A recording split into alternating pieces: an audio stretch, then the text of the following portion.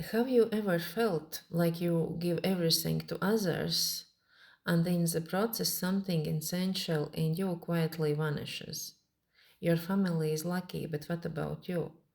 Like you carry love for everyone around you, but somehow forget how to love yourself. The story is personal, and maybe it's yours too.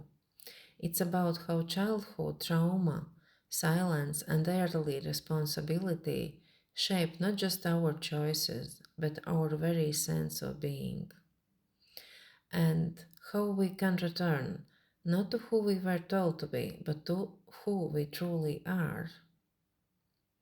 I will share some personal story. I was a wild child.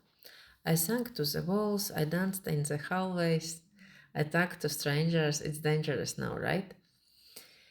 I was free, curious, soft, and untamed. I remember myself dancing in the rain too. And my world was filled with symbols, and I have dog, black shepherd dog who lived in sixth floor in that house. Then they called Rada, and she understand me without words. The house has a high ceiling that made me feel like sky was inside the house, and there was very nice neighbors who smiled and was very kind. And then something bad happened. My grandmother died, and the new silence settled in my family. And then my little brother was born, and I was hoping that he would be my best friend, but it became as burden as a responsibility. I became the oldest one, the responsible one. And I didn't realize it, but it was a slow descent. A descent from freedom into duty, from joy into obedience, from child into caretaker. I wasn't enough mature. And the world, as you know, prized for it, right? You are smart, you are good, thank you for your responsibilities, you are good in doing so, but my childhood was gone. And then my stepfather appeared and he took us away from that house. And there was rats, cold water.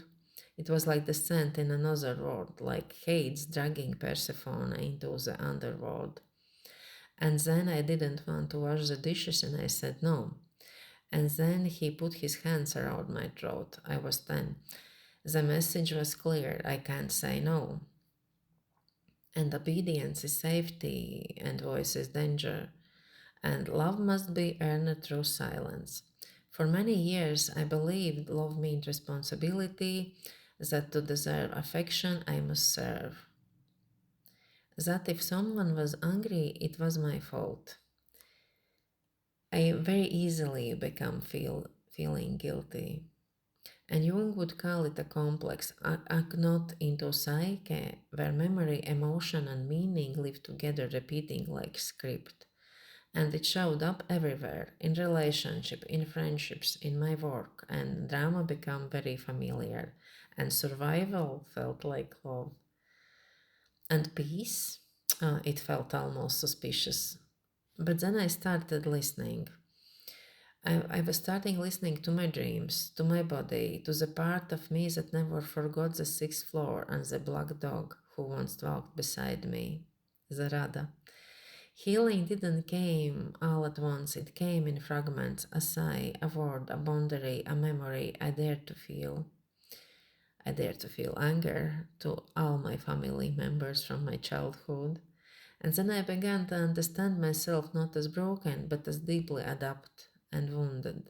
And I began to love myself not as a word for productivity, how good worker I am, or mother, or wife, but just in love as its purest form. I just began to love myself. And like rooted, I was trying to be present and to be conscious about what's going on, conscious about my complexes. And in this way, self love is not a trend, it's sacred rebellion. And especially for women who were taught that care is only for others and they have to serve others. And if you recognize parts of yourself in this story, you are not alone. And you are not too much. You were simply made to carry too much too early, the same as your responsibilities. But you can return, you can rewrite the story, you can stop performing love and start receiving it, beginning with yourself. And I work with women who carry these invisible stories.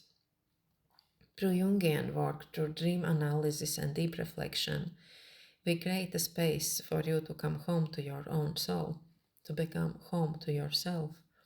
If that calls to you, the link is below, and if you're not ready, that's okay too. Just keep listening. The wild child in you is not gone, she is waiting.